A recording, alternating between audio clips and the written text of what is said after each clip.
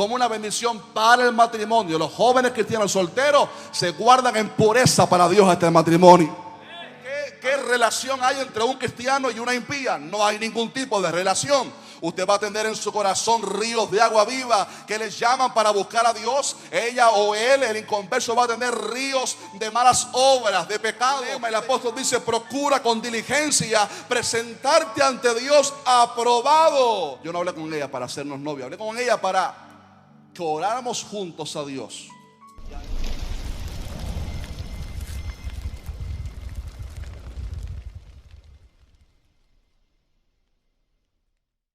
Esta mañana, mientras estaba orando, preguntándole al Señor qué Él quisiera traernos para nuestras vidas como jóvenes en esta noche, sentí en mi corazón hablar sobre este pasaje y sentía la voz del Señor llamándonos a ser cristianos auténticos. ¿Sabe? Cuando usted paga con un billete de $100, ellos revisan si el billete de $100 es real o no, porque puede que sea auténtico o puede que no sea auténtico. A veces la gente va a las joyerías con un anillito y dice: por esto me van a dar un montón, me van a dar $700 por este anillo porque es de oro auténtico. Y cuando llega el joyero le dice: mira, lamento decepcionarte, pero fue un bañito de oro lo que le dieron. Realmente no es de oro, no es oro real, no es auténtico. Y en la vida también a veces hay personas que viven de las apariencias, mostrando una imagen, tratan de transmitir una imagen de éxito, pero realmente no son, dígalo fuerte para que se grabe esa palabra, no son auténticos, no son reales, porque lo que prometen, lo que proyectan, lo que dicen no va de acuerdo con su intimidad, con el sacrificio diario. Y estaba leyendo en esta mañana que en el tema del deporte, aquí tenemos muchos muchachos que les gusta el deporte. En el deporte ha quedado marcado en la historia algunos casos de personas que no fueron auténticas, que desean ser los mejores y hasta ganaron premios, pero después la gente se dio cuenta de que no eran auténticos. Por ejemplo, un famoso ciclista americano llamado Lance Armstrong. Ese hombre ganó el Tour de Francia 7 veces, un ciclista americano. Sin embargo, llegó un momento donde lo despojaron de sus títulos porque se descubrió en el 2012 que él realmente no era auténtico, sino que se dopaba, y hasta le descubrieron que utilizaba en ciertos momentos un pequeño motor en su bicicleta para descansar un poco físicamente en algunos momentos de la carrera. Y el famoso Lance Armstrong, ganador 7 veces del Tour de Francia, le quitaron sus premios porque se habían dado cuenta que no era auténtico.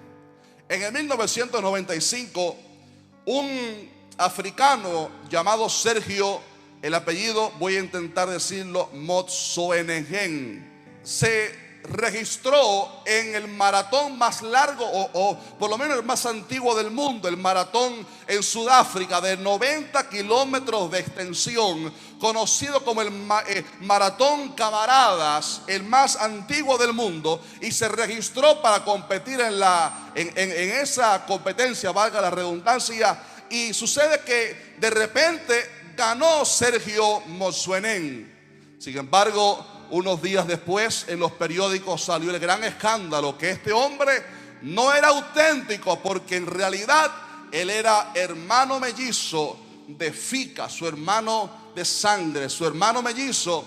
Y se dieron cuenta que a la mitad de la carrera, como parecían totalmente iguales, habían cambiado turno, uno se había escondido y había salido el otro fresquito, había tomado su lugar, y por eso habían logrado ganar la resistencia. Se dieron cuenta porque en las fotos uno llevaba el reloj en la mano izquierda y el otro en la mano derecha. Un pequeño detalle, pero se dieron cuenta de que no eran auténticos.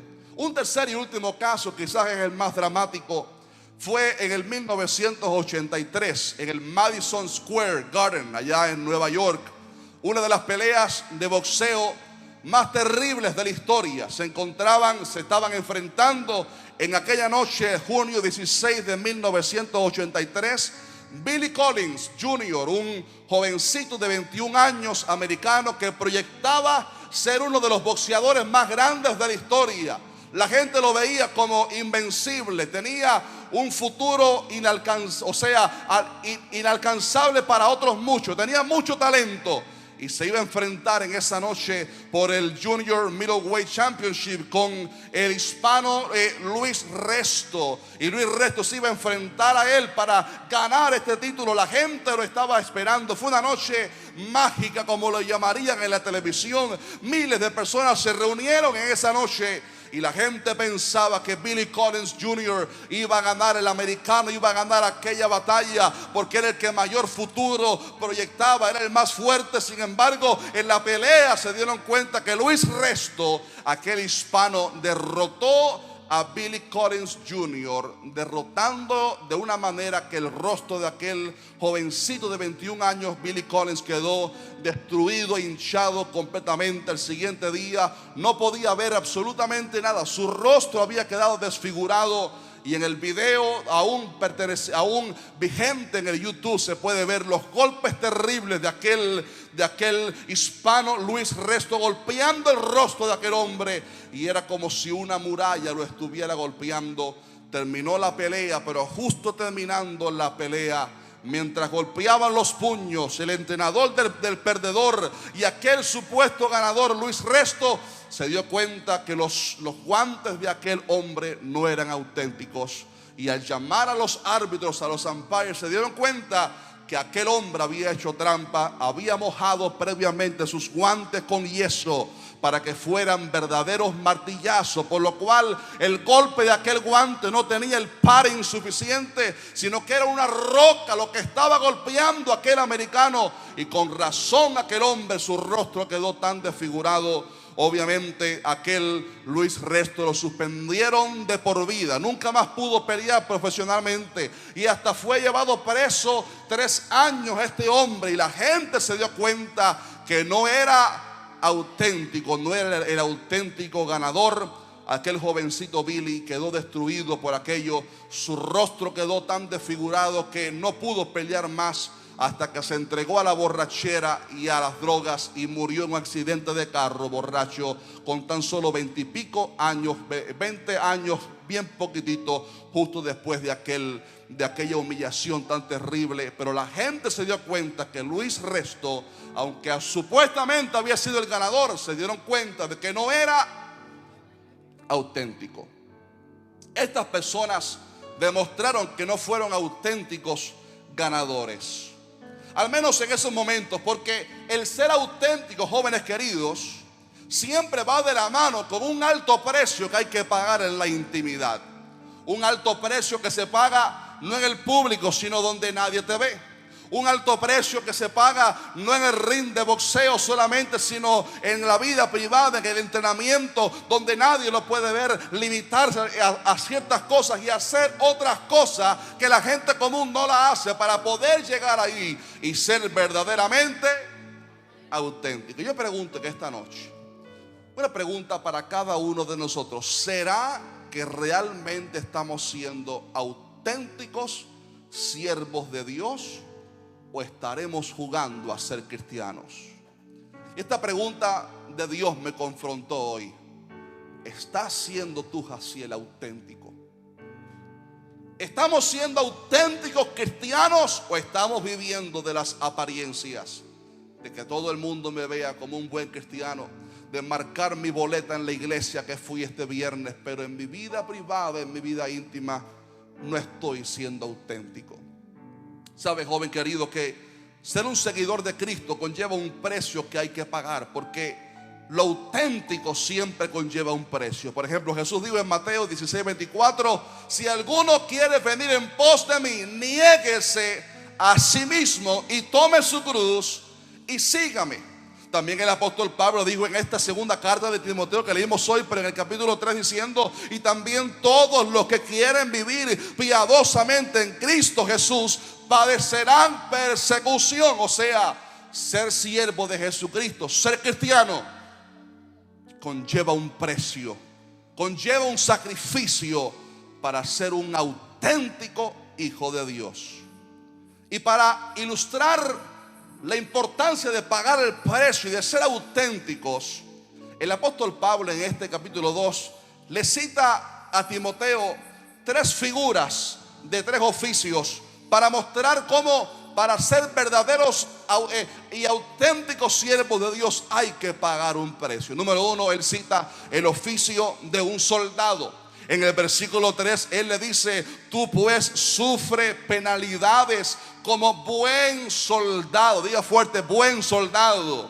Sufre penalidades como buen soldado. O sea, paga el precio como un buen soldado de Jesucristo que tú eres. Y le dice más: ninguno que milita se enreda en los negocios de la vida a fin de agradar a aquel que lo tomó por soldado. ¿Sabe que Pablo cita dos sacrificios que el soldado tiene que pasar? Número uno, sufrir penalidad. Dice: tú pues sufres penalidades como buen soldado.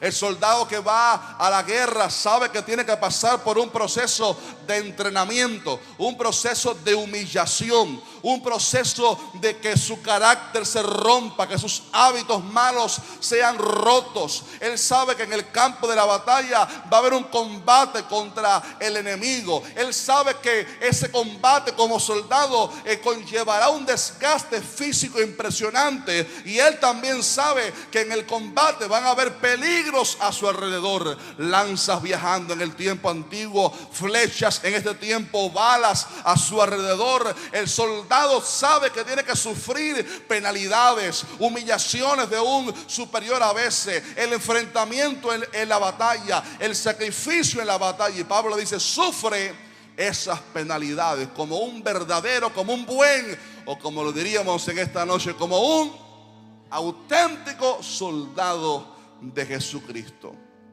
El joven cristiano que ha decidido ser un soldado de Cristo tiene que saber previamente que van a haber, como soldados que somos, tentaciones a nuestro alrededor que intentarán herirnos. Tiene que saber que el enemigo va a presentar tentaciones en el campo de la batalla, porque somos soldados, pero no con una lanza, no con una espada física. En el mundo espiritual estamos en una batalla, y el soldado tiene que saber que está metido en un campo de batalla y que está rodeado de peligros, personas que te pueden dañar espiritualmente, personas, situaciones, cosas que te pueden dañar tu integridad espiritual. Tiene que saber el soldado que tendrá una oposición satánica del enemigo batallando contra él. A un cristiano no puede sorprenderle que haya batallas en el trabajo, que haya batallas a veces en la familia. Es parte de lo que es sufrir penalidades como buen soldado de Jesucristo. Y un buen soldado aún tiene que estar dispuesto a que sus amigos se burlen de él por ser cristiano. Porque ser un buen soldado de Jesucristo conlleva que uno sufra penalidades. Porque Jesús dijo: estrecha es la puerta y angosto el camino que lleva a la vida, y pocos son los que la hallan. Pero el soldado, el buen soldado, no solamente tiene que pagar el precio de sufrir penalidades, sino que también dice que no puede enredarse con los negocios de la vida. Cuando habla ahí sobre el soldado que no se enreda en los negocios de la vida, habla de aquellos requisitos que el soldado tiene que tener, aquellas cosas que el soldado tiene que evitar tomar y entretenerse para no desenfocarse de su misión. Yo recuerdo que en mi país donde yo nací, cuando reclutaban a los jóvenes, creo que en este país es de manera igual. Cuando alguien entraba en el ejército, en el entrenamiento, lo separaban de la familia durante algunas semanas, ¿verdad que sí? Para que no se desenfocara de su propósito. Y pasaba por un tiempo de entrenamiento. No lo dejaban a veces comunicarse con la familia, ni por mensaje, ni con la esposa, ni con la novia, ni con los padres, para que no se desenfocara. Y Pablo está diciendo: un buen soldado no se enreda en los negocios de la vida a fin de agradar a aquel que lo llamó por soldado. Y sabe usted, joven querido, que Satanás constantemente nos pone en nuestro camino tentaciones y distracciones. Esa palabra es importantísima. Distracciones en el camino para sacarnos y desenfocarnos del propósito de Dios para nuestras vidas. Por ejemplo, una novia inconversa, un novio inconverso, es un plan no de Dios. porque la palabra dice: no os unáis en yugo desigual con los incrédulos. Porque ¿qué relación hay entre un cristiano y una impía? No hay ningún tipo de relación. Usted va a tener en su corazón ríos de agua viva que les llaman para buscar a Dios. Ella o él, el inconverso, va a tener ríos de malas obras, de pecado, de inmundicia. Aunque haya sido criada en una buena familia, no ha sido redimido, no ha sido transformado. Su corazón está en otro lugar. Y cuando nazcan los niños, si nacen, va a haber una inclinación, una división en la familia. Y por eso la palabra dice: no os unáis en yugo desigual con los incrédulos, a menos que obviamente ya haya venido a Cristo de esa manera. Pero los jóvenes cristianos se nos manda: no os unáis en yugo desigual con los incrédulos. Un joven o una joven cristiana, aunque le parezca muy bonito, muy bonita, una muchacha inconversa, aunque le parezca la más preciosa del mundo, por encima de sus pasiones juveniles y del deseo de su corazón, que dice la Biblia que es engañoso el corazón, ¿verdad que sí? Por encima de eso tiene que poner lo que la palabra de Dios enseña y decir: si Dios me manda que no me una en yugo desigual, por algo es. Y a muchos jóvenes, amados hermanos, Satanás los ha distraído con relaciones impías, con cosas que la palabra de Dios no nos manda a hacer, y han sido distraídos. Y déjeme decirle que Satanás engaña a los jóvenes pensando: no, lo vas a traer a la iglesia. En el 95% de los casos pasa al revés. Más bien el joven cristiano es sacado de la iglesia porque ha roto los parámetros que Dios ha establecido. Sencillamente es un simple ejemplo que Dios quiere hablarnos en esta noche, porque tenemos muchos jóvenes solteros en medio nuestro. No se deje enredar, no se deje engañar por un joven o una joven que no es cristiana. Lo más importante, por encima de los valores familiares, lo más importante, por encima del dinero, por encima de la carrera, por encima de la belleza física, está el tema espiritual. Porque cuando esa persona ya se pone anciana y se va la belleza física, lo que queda es el alma, lo que queda es el espíritu y el alma. Y por eso la palabra nos manda a no unirnos en yugo desigual con los incrédulos. Un hobby como el deporte hasta pudiera convertirse en ocasiones en algo que Satanás usa para distraernos. Y la palabra dice: ningún buen soldado se enreda en los negocios de la vida a fin de agradar a aquel que lo tomó por soldado. El apóstol Pablo le dijo en el versículo 22 a Timoteo: huye de las pasiones juveniles, porque son distracciones que el enemigo permite, el enemigo pone en nuestro camino para distraernos del camino correcto, para distraernos de la senda del Señor. Pero déjame decirle que esta noche, que para el buen soldado que quiere ser auténtico, hay grande recompensa.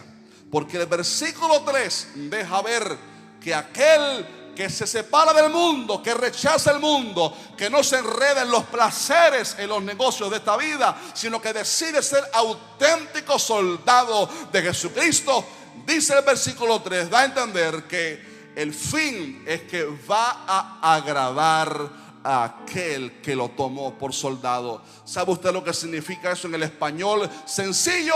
Que va a tener la aprobación de Dios. ¿Cuántos alaban a Dios por eso en esta noche? ¡Aleluya! Yo no sé usted, pero a mí en esta tierra nada me interesa tanto como tener la aprobación de Dios. La opinión que tus amigos en la escuela tengan de ti no importa mucho. En definitiva, te van a dar las espaldas en el momento que menos lo esperas. La opinión que la familia tenga acerca de ti, que te llamen old fashion, no importa mucho. La opinión que la gente de este mundo que va camino lamentablemente al infierno, no importa mucho. Lo que importa es cuál sea la opinión de Dios acerca de mí, a fin de agradar a aquel que lo tomó por soldado.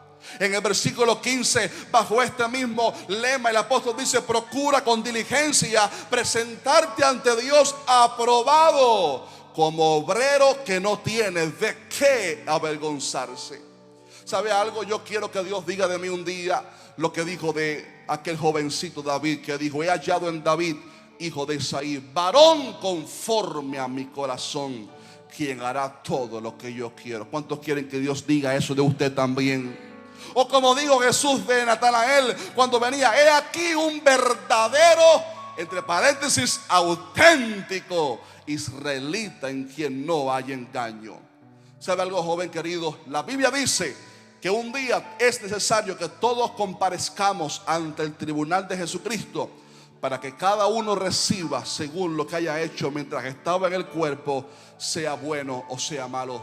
Y déjeme decirle, antes de brincar al segundo punto de esta noche, que cuando estemos frente al juicio, ante la presencia del Señor, no importará tanto la opinión que tenían tus amiguitos en la escuela, o la opinión que tenía la familia, o la opinión que tenía de ti la novia o el novio inconverso que rechazaste por amor a Cristo. Ahí solamente importará una opinión, y será la de Dios, la que te dirá: ven, buen siervo y fiel, sobre poco has sido fiel, sobre mucho te pondré. O dirá: apartaos de mí, nunca os conocí. No te preocupes tanto por la opinión de los demás, preocúpate de la aprobación de Dios, que seamos aprobados por el Señor. Pero hay que ser soldados auténticos. Un segundo oficio que el apóstol cita es el oficio de un atleta. Y cuando dice que no es coronado sino lucha legítimamente, yo comencé a buscar en otras versiones a ver a qué se refería aquí el apóstol Pablo cuando dice: no serás un verdadero atleta si no luchas legítimamente. Y está hablando del atleta que se rige por las reglas, por los reglamentos del juego. En la versión NTV dice: asimismo, ningún atleta puede obtener el premio a menos que siga las reglas. La NBI dice: asimismo, el atleta no recibe la corona de vencedor si no compite según el reglamento. Y yo te pregunto en esta noche, joven querido, ¿bajo qué reglas estamos viviendo nuestra vida cristiana? ¿Bajo nuestra propia opinión de lo que es bueno y agradable a Dios, o bajo la opinión de Dios que está escrita en su palabra? A veces me he encontrado con personas que dicen: yo creo en Dios, pero a mi manera. Yo creo en Dios, creo que Él está en todas partes, y yo no creo que hace falta ir a la iglesia y levantar las manos, porque yo soy una buena persona. Y le digo: pero estás buscando a Dios en tus reglas, no en las reglas que la palabra de Dios dice. ¿Estamos viviendo bajo las reglas que este mundo dicta, o bajo las reglas de la palabra del Señor? Vuelvo a citar el tema del noviazgo cristiano, porque insisto, tenemos muchos jóvenes solteros aquí, y eso es muy bueno porque significa que van a haber varias bodas pronto. Aleluya por eso, decimos amén por eso. Muchas bodas pronto. Y el noviazgo cristiano, por ejemplo, ese tema del noviazgo cristiano, uno puede vivirlo bajo las reglas de Dios en su palabra, o bajo las reglas de este mundo. Por ejemplo, en el mundo, usted sabe cuáles son las reglas del noviazgo en el mundo. Se conocen una noche, tienen sexo esa noche. Cuando terminan de la relación sexual: a propósito, ¿cómo te llamas, nena? Luego, quizás compartan el teléfono, quizás se vean en otra cena, siguen teniendo relaciones, fornicación, como la Biblia lo llama. Porque todo tipo de acto sexual, ya sea visible, caricia, sexo, todo es fornicación si está fuera del matrimonio. Eso Dios lo dio como una bendición para el matrimonio. Los jóvenes cristianos solteros se guardan en pureza para Dios hasta el matrimonio. Amén por eso. Luego tienen hijos. Luego, cuando ya casi tienen nietos, que tienen como 50 años, de pronto viene el hombre con el anillo. ¿Te quieres casar conmigo? ¿Para qué, Pipo? Si ya quemamos los pavos, ya comimos de todo, ya tuvimos hijos, ya van a tener nietos, y a esa altura de la vida se le ocurre casarse, ¿ya para qué? El mundo, sus reglas son totalmente en contra de lo que Dios enseña en su palabra. ¿Sabe usted cómo son las reglas de la palabra de Dios en un noviazgo cristiano? Primero se conocen. Número 2, después oran a Dios para pedirle su perfecta voluntad. Alguno dijo amén. Amén. Se conocen. Número 2, buscan la voluntad de Dios. Yo conocí a mi esposa un 3 de marzo del año 1800. No, mentira, no hace tanto. Y cuando yo la conocí, sentí aquí, ¡pah! Esa es la tuya. ¿Y sabe cuánto me demoré para decirle que la amaba? 27 días. Porque ya Dios me había hablado. Pero cuando fui a hablar con ella, no le dije, vamos a ser novios para a ver si esto funciona. Le dije, no, vamos a orar durante 5 meses buscando la perfecta voluntad de Dios. Yo no hablé con ella para hacernos novios, hablé con ella para que oráramos juntos a Dios. Ya ella me había agradado a mí, yo me di cuenta que yo le había agradado a ella. Y comenzamos a orar durante 5 meses. Y sentimos la aprobación de Dios. Dios nos dio señales, Dios nos dio el sentir. Él pone el querer, Él pone la paz. Lo que no te da paz en el corazón no es la voluntad de Dios. Y una vez que sentíamos la aprobación de Dios, a los 5 meses de haber estado orando, a los 6 meses de habernos conocido, establecimos un noviazgo formal. Y en el noviazgo le traje el anillo para que no me cantara después. ¿Y el anillo para cuándo? Y le traje el anillo el día que nos hicimos novios, porque le dije, las reglas de la palabra de Dios me dicen a mí que el noviazgo cristiano no es para pasar el tiempo ni para gastar tiempo, es con una proyección al matrimonio. Y le dije, esto es un compromiso contigo.